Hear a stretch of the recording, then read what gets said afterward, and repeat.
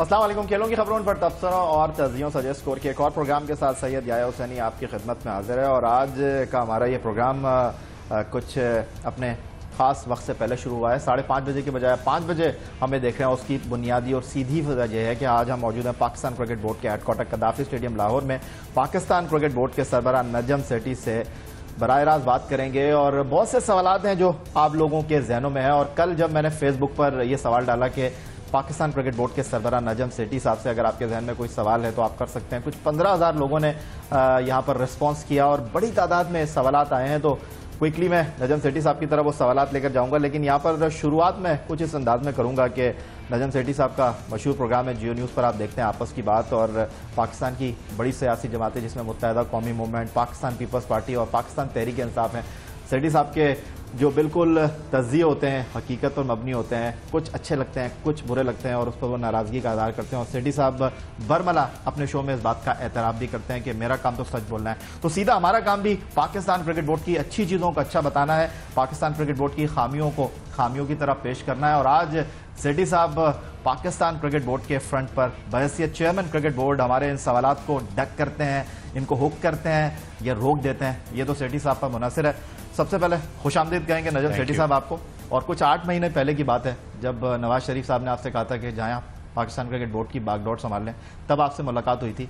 और पहला सवाल सीधा सा मैं आपके सामने ये रखूंगा। सीधा आपका कोई सवाल नहीं होता या नहीं, मैं सीधा कुछ इसलिए कर रहा हूं क्योंकि अभी आपकी टीम बांग्लादेश जा रही है ना, तो सीधी सीधी विकेटें होंगी। शुरू में तो सीधी सीधी गेंदें कराए ना, बिल्कुल ठीक। तो 8 महीने पहले जब आप आए थे, यहाँ के दरो दीवार आपके लिए कुछ नए थे, यहाँ के लोग आपके लिए नए थे, लेकिन अब आप जब दूसरी इनिंग अब आप शुरू कर चुके हैं और कहते हैं टेस्ट क्रिकेट में दूसरी इनिंग बड़ी इंपॉर्टेंट होती है, तो सीधा मुझे ये जवाब दीजिएगा, अब यहाँ पर एक्शन का टाइम है सेठी साहब। एक्शन और सख्त एक्शन और नो सिफारिश, और अब वो कड़वे फैसले करने पड़ेंगे क्योंकि अब मैं ये नहीं कह सकता मेरे हाथ बांधे हुए, और वो जो फैसले हमने उस वक्त करने थे जो हमें करने नहीं दिए अब हम करेंगे। मगर एक चीज़, उसमें बहुत से फैसले ऐसे होंगे जो लोग अफेक्ट होंगे उनसे, वो आपके पास आएंगे और रोने धोने करेंगे, गाली गलोच, हर किस्म के इल्जाम मेरे पे लगेंगे। मैं पीछे से हमसे ये कहते हैं मिले मैं ये सेठी साहब से अच्छा, ये इल्जाम है और मेरे दुख ये हैं कि या बात नहीं सुनता किसी की मेरे मेरे मेरे तो ये दुख है कि आपने मतलब है कि जैसे कहते हैं गुंजाइश नहीं छोड़ी। वो तो आज इंटरव्यू में सर पता चल जाएगा कौन किसकी बात सुन। चले ठीक है सेठी साहब, अब जब आप आ गए हैं और एक ऐसे मरहले पर आप आए जब अगर मैं बात करूं वजीर आजम पाकिस्तान मियां मोहम्मद नवाज शरीफ साहब की, तो कई चैलेंजेस उनको मुल्क के हवाले से दरपेश हैं। अगर मैं क्रिकेट की पर्टिकुलर बात करूं तो चेयरमैन क्रिकेट बोर्ड तो आप बन गए, अपने शो में आप बड़ी सच्ची बातें करते हैं, किसी को नाराज कर देते हैं, खुश कम ही लोगों को करते हैं। अब आप क्रिकेट के फ्रंट पर आए, सीधा आपसे ये पूछूंगा, बिग 3 का मामला तो तकरीबन अब डेड हो चुका है, 9 मुल्क एक तरफ चले गए हैं। अब ये जो आप पाकिस्तान क्रिकेट बोर्ड के साबिक सरबराहों को बुला रहे हैं, मैं इनकी तफसील में नहीं जाऊंगा, लेकिन एक सीधा सवाल आपसे मैं ये करूंगा, कुछ मुझे इस तरह की इत्तलात आ रही है जो क्रिकेट बोर्ड के सरबराह आपको आके मशवरे दे रहे हैं, साथ साथ 4-5 लिस्टें भी दे रहे हैं कि सर आपने इन लोगों को टच नहीं करना। Is that true? खुदा की कसम किसी ने ऐसी कोई लिस्ट नहीं दी। इनफैक्ट पहली दफा ये मैं सुन रहा हूँ और खुदा की कसम मैंने खा ली, किसी ने ये नहीं कहा फलाने को रख लें फलाने को ना रखें, और इस बात के ऊपर तो डिस्कशन ही नहीं हुई। सीधे वो आए हैं, सलाम दुआ हुई है, लंच के ऊपर सुबहान को मैंने कहा कि इनको ब्रीफ करें शुरू से लेकर आखिर तक, और उनको कहा सवाल पूछें। जब वो सारी बात हो गई उसके बाद फिर हमने कहा कि अब क्या करना है आगे।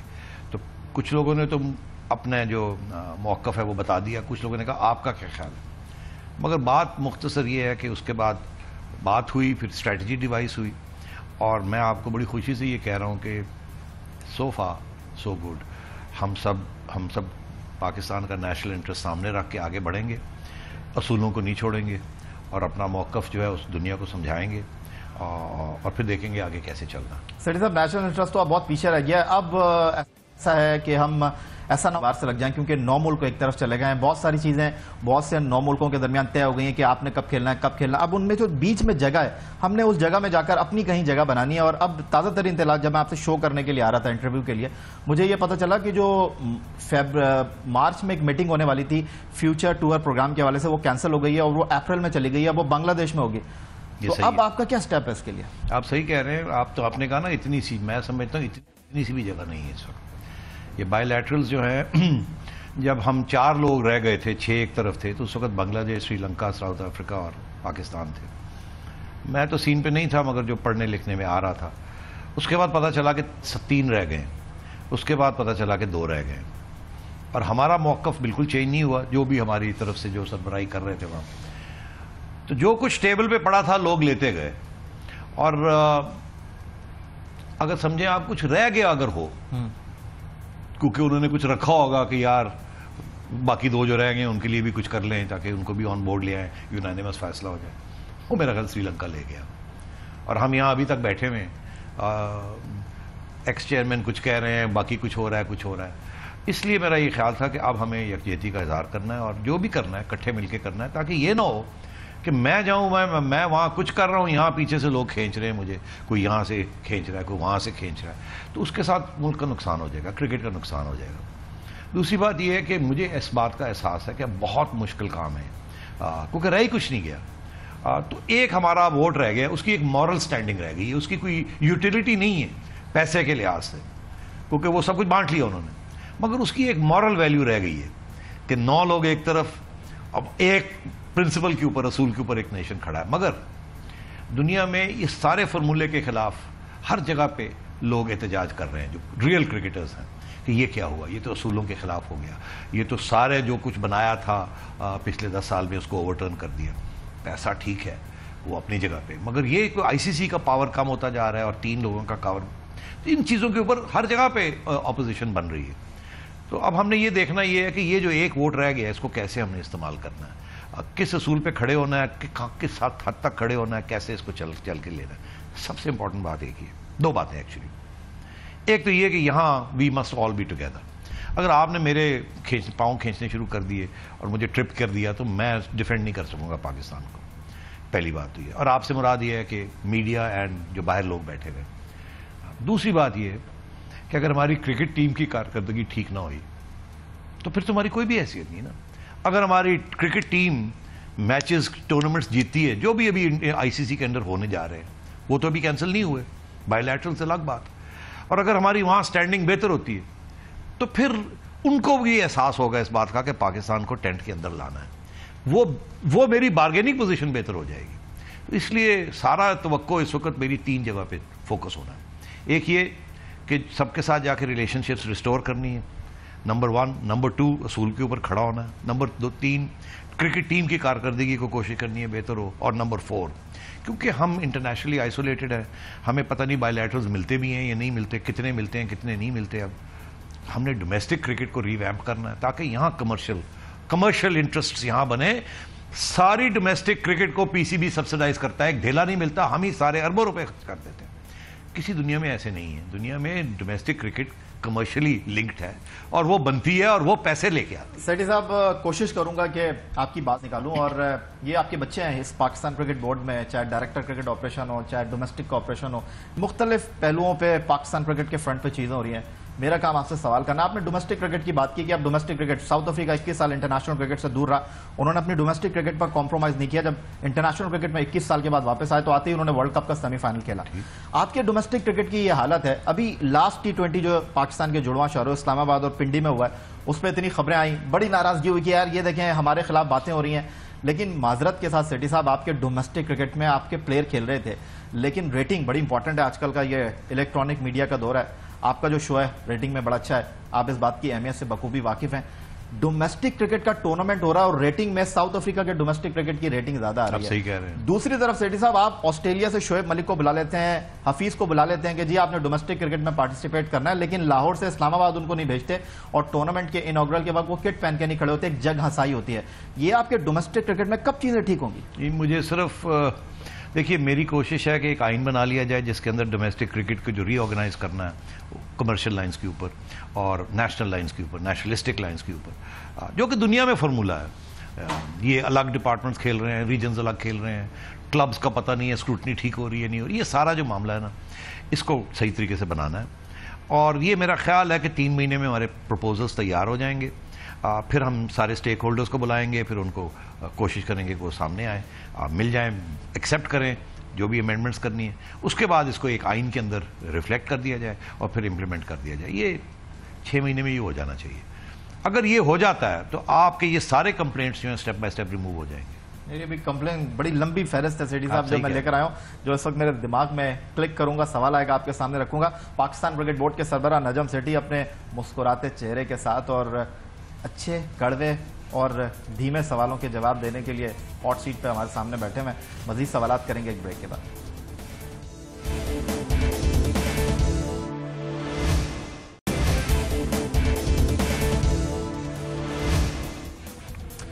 एक बार फिर कहेंगे आपको खुशामदीद। आज के शो में पाकिस्तान क्रिकेट बोर्ड के सरबराह नजम सेठी हमारे साथ मौजूद हैं। सेठी साहब, पहले तो मुबारकबाद देता हूं, जुमे को आपका प्रोग्राम देख रहा था और आपने एक प्रेडिक्शन की थी कि पाकिस्तान के साबिक सदर जो है वो अदालत में पेश हो जाएंगे और हो गए। हाँ, वो ये आपने क्यों कह दिया, ये तो मैंने अपने प्रोग्राम पे क्लिप दिखाना था। ऐसा नहीं हो मुनीब मुझसे नाराज हो जाए, लेकिन अब 15 ओवर मेरे ख्याल हो गए हैं सेठी साहब, तो अब जरा बॉलर चेंज कर लेते हैं और आ जाते हैं जो भी फ्रेश हाँ बिल्कुल, जो पाकिस्तान क्रिकेट बोर्ड का इस वक्त हॉट इशू है। और लोग ये बात करते हैं सेठी साहब, मेरा ख्याल है बहुत ज्यादा ये बात हो रही है कि पाकिस्तान क्रिकेट बोर्ड में सरबराह चेंज हो जाते हैं। ये जिस जगह बैठ के मैं आपके साथ गुफ्तगू कर रहा हूँ, कई चेयरमैन के साथ मैंने यहाँ पर बैठ के इंटरव्यूज किया, लेकिन पाकिस्तान क्रिकेट बोर्ड में चेहरे तब्दील नहीं हो रहे। मैं इससे पहले कि आप वजाहत करें, मैं आपको बता दूं, आप कहते हैं कि चीफ ऑपरेटिंग ऑफिसर सुभान अहमद साहब बहुत कॉम्पिटेंट हैं। यही चीफ ऑपरेटिंग ऑफिसर सुभान अहमद साहब थे जब 2008 में फ्यूचर टूर प्रोग्राम में, आपके लिए हैरानकुन बात होगी कि पाकिस्तान को कोई टेस्ट मैच ही नहीं मिला था। उसके बाद आप बात करते हैं इंतखाब आलम साहब की, आप बात करते हैं हारून रशीद को जो इनको आपने प्रमोट करके डायरेक्टर गेम डेवलपमेंट बनाया, आप बात करते हैं जाकिर खान साहब की, आप बात करते हैं कि शफीक पापा साहब 74 ईयर ओल्ड इंतखाब आलम, 64 साल के आपके शफीक पापा, 60 साल के आपके हारून रशीद साहब। किसी की उम्र पे नहीं जा रहा, किसी की सलाहियत पे नहीं जा रहा, लेकिन बात दरअसल यह है अगर ये कॉम्पिटेंट लोग पाकिस्तान क्रिकेट में मौजूद हैं, डोमेस्टिक क्रिकेट में 59 ईयर ओल्ड के अंपायर को अंपायरिंग नहीं करनी चाहिए, आपके डोमेस्टिक क्रिकेट में इतने सारे सवाल नहीं उठने चाहिए, और मैं क्या बाकी लोग क्यों इनके ऊपर उंगलियां उठा रहे हैं? अगर तो आपने उम्र की बात करनी है तो फिर मेरे पे भी आप उंगली उठाएं, मैं भी 67 ईयर्स ओल्ड, फिर मेरा क्या हक बनता है यहाँ आने का? नहीं, मैंने कहा कि मैं उम्र पे उंगली नहीं उठा रहा। ओके, तो आप फिर तजर्बे की बात करें। तजर्बा इन लोगों का है, जो चेयरमैन आता है ज़रूर देखता होगा इस बात को। मैंने भी बड़ी गौर से देखा है, इनको करीब से देखा है। इनमें कुछ ऐसे लोग हैं जो मैं समझता हूँ कि कॉम्पिटेंट हैं, कमज़ोरियाँ सब में होती हैं। वो देखते हैं, चेयरमैन की तरफ देखते हैं। अगर वो देखते हैं कि चेयरमैन जो है वो फ्लैटरी पसंद करता है तो वो फ्लैटरी करते हैं। अगर वो समझते हैं चेयरमैन सिफारिशें एक्सेप्ट करता है तो फिर वो भी उस कल्चर का हिस्सा बन जाते हैं, एंड सो ऑन। मगर अगर वो देखते हैं कि चेयरमैन सिफारिश नहीं एक्सेप्ट कर रहा और हमें इंसिस्ट कर रहा है ऑन मेरिट, और जब हम कुछ सिफारशी डालते हैं या कोई सिफारशी काम करते हैं पकड़े जाते हैं और उसको अपना रुख तब्दील कर लेते हैं और सही हो जाते हैं, इनका फिर एक्सपीरियंस बड़ा वैल्यूबल होता है। मगर ये कहने के बाद आपकी जो बेसिक जो आर्ग्यूमेंट है उसका सिर्फ बेसिकली दो जवाब हैं। पहला जवाब तो ये है कि right man for the right job होना चाहिए। ये नहीं कि पुराना है, नया है, पुरानी शक्ल है, नई शक्ल है। Right man for the right job. अगर इंतखाब आलम साहब एक काम कर रहे हैं, मैं समझता हूँ is doing a good job, तो मैं why should I take a risk कि मैं कोई नया बंदा लाऊं, उसको सबसे फिर से सिखाना पड़े सारा कुछ। बहुत तजर्बा है on international cricket, at least in domestic cricket. वो और बात है कि अगर चेयरमैन लीड ही को और लेता है तो वो फिर पीछे लग पड़ते हैं।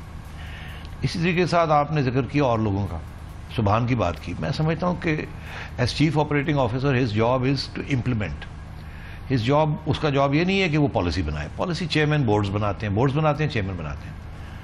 फॉर एग्जाम्पल मैं आपको देता हूँ, आपने ही बात कर दी कि जी पिछले 8 साल, अगले 8 साल जो जा रहे हैं हमें कुछ नहीं मिला ICC। तो मैंने सुभान से ये पूछा था कि भाई ये क्या हुआ, आपने मुझे भेज दिया है मीटिंग अटेंड करने के लिए और ब्रीफ में लिखा है कि जी वो आगे जो 8 साल है ICC पे हुए। तो मैंने कहा ये कैसे हुआ? तो उन्होंने एक्सप्लेन किया मुझे कैसे हुआ। तो बट बेसिकली दिस इज जो फाइनल डायरेक्टर्स की जो मीटिंग होती है जहाँ सारे फैसले होते हैं, वहाँ चीफ ऑपरेटिंग अफसर कोई नहीं बैठा होता, वहाँ खुद चेयरमैन बैठे होते हैं या प्रेसिडेंट्स बैठे होते हैं। मैं यही बात आपसे सेठी तो साहब फिर ये तो सुभान की गलती तो नहीं है। जब तक के तीर चलेंगे, तनकीद के नश्तर चलेंगे, तो फिर आपको फ्रंट पे आना है। लेकिन अगर आपकी ब्यूरोक्रेसी आपको सही तौर पर गाइड नहीं करेगी, इंतखाब आलम साहब कभी डायरेक्टर गेम डेवलपमेंट बन जाते हैं, कभी डायरेक्टर इंटरनेशनल बन जाते हैं, अब डायरेक्टर डोमेस्टिक हैं। ऑन द अदर साइड अगर हम देखते हैं, ये जाकिर खान साहब जो अब पाकिस्तान टीम के मैनेजर की हैसियत से जा रहे हैं, 2009 में जब श्रीलंकन टीम पर अटैक हुआ था तो ये जो ऑफिशियल थे, मैच रेफरी, अंपायर, उनके ये मैनेजर थे और वो मामला सही तरीके से हैंडल नहीं हुआ था। और जिस तरह क्रिस ब्रॉड ने जाकर इंग्लैंड में प्रेस कॉन्फ्रेंस की थी, आपने उनको एक नया टास्क दे दिया। बात यहां पर यह है कि ये पाकिस्तान क्रिकेट बोर्ड जो है यहां पर अकाउंटेबिलिटी है, प्लेयर परफॉर्म नहीं करते, एक सीरीज में परफॉर्म करते हैं उनको सलूट करते हैं, एक सीरीज में परफॉर्म नहीं करते उनको घर भेज देते हैं। तो इन लोगों की भी तो अकाउंटेबिलिटी होनी चाहिए। करियर खिलाड़ियों ने शुरू किए, करियर खत्म कर दिया, लेकिन ये लोग अपनी जगह पर मौजूद हैं। मुझे बड़ी खुशी हुई ये सुन के आए, मेरी उम्मीद है कि ये लोग भी सुन रहे हैं जो आप कह रहे हैं, क्योंकि मैं आपके फलसफे के साथ पूरा इत्तेफाक करता हूं। मैं अभी ये पहली दफा है जबकि मुझे पावर्स के साथ में आया हूं, पहले तो पावर्स ही नहीं थे, हाथ खुल गए। अब आप देखिएगा यही फलसफा चलेगा यहां, और मैं इसीलिए कह रहा हूं मेरी उम्मीद है ये सुन रहे होंगे, नहीं सुन रहे तो सुनना चाहिए जो आप कह रहे हैं। ऐसे ही होगा, परफॉर्मेंस होगी, अगर परफॉर्मेंस में कोई स्लिप अप हो गया नो एक्सक्यूजेस, बहुत एक्सपीरियंस है, इसके बावजूद अगर स्लिप अप हुई नो एक्सक्यूजेस, और you will find me on your side on this. जब आप तनकीद करेंगे, अगर आपकी तनकीद में वजन होगा they will be asked to explain, if they are not able to explain out you go. Sethi साहब कभी मोहब्बत की आपने? जी, आपने कभी मोहब्बत किया? इतना खतरनाक सवाल, ये मैं इसका जवाब एक ही दूंगा, जिससे मोहब्बत की उससे शादी की और अभी तक मोहब्बत जारी है। लेकिन मुझे लगता है कि आपकी जो ये चाहत मोइन खान के साथ है ना, वो कहीं उनको बहुत मुश्किल में न डाल दे। अच्छा। मोइन खान की थोड़ी सी मैं आपको ब्रीफ कर दूं सेठी साहब, 2008 में आप पहले करने से पहले रुक जाएं। अच्छा, रुक जाएं, तो आपने भी एक कॉलम लिखा था जी, याद है आप? बिल्कुल।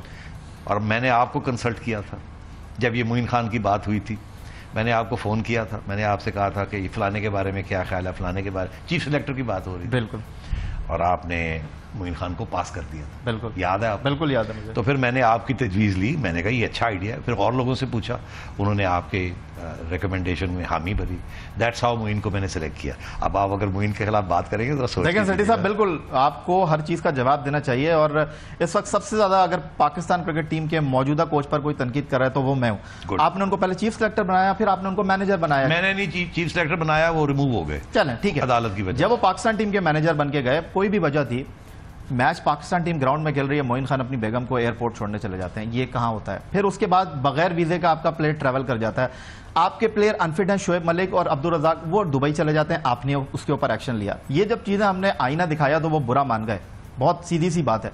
अब साफ और सीधी बात, लोग ये सवाल कर रहे हैं कि भाई आपने मोइन खान को तो 2 टूर्नामेंट्स के लिए कोच बना दिया है, अब अगर मोइन खान यहां पर डिलीवर नहीं कर पाते, उन्होंने खुद कह दिया कि हर मैच तो नहीं जिता सकता मैं, चीफ सिलेक्टर, मैनेजर और अब कोच, अब क्या करेंगे वो?